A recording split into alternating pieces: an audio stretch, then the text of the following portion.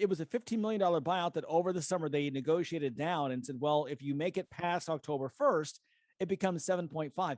And I saw some columnists, some football writers somewhere online joke this week that maybe he tanked to get that 7.5 million.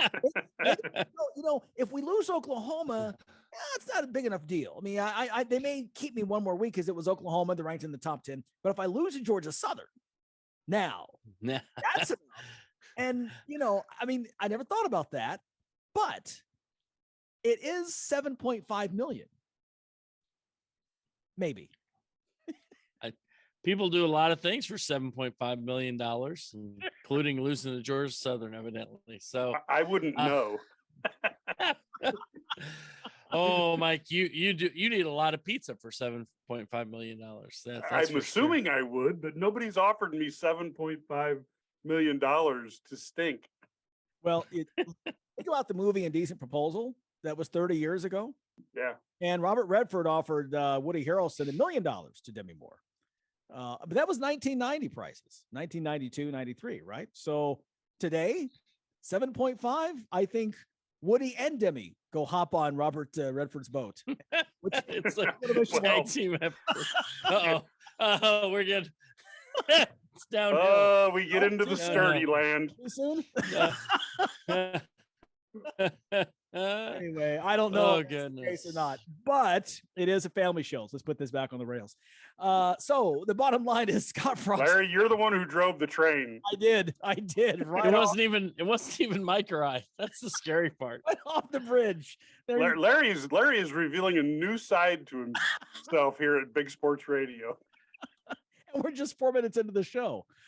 Oh my goodness.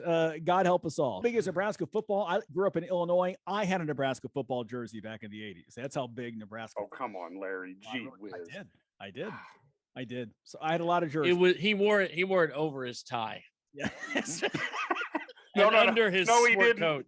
No, he didn't. No, he didn't, Brad. He had the tie right down between the numbers. And the jacket on top. Yes, that's why exactly. we couldn't tell. That's why we couldn't tell he had a Nebraska shirt on with the suit covering it up.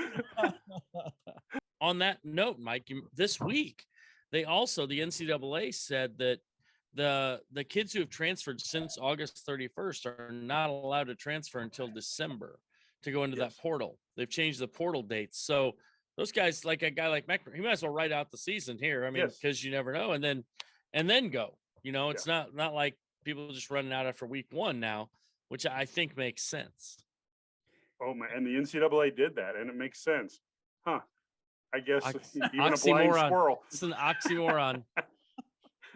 Exactly. And when you think about it, I mean, in terms of this is the new world. When you think of last year, Oklahoma had their starter at the beginning of the season was a Heisman Trophy candidate, replaced by a freshman in season.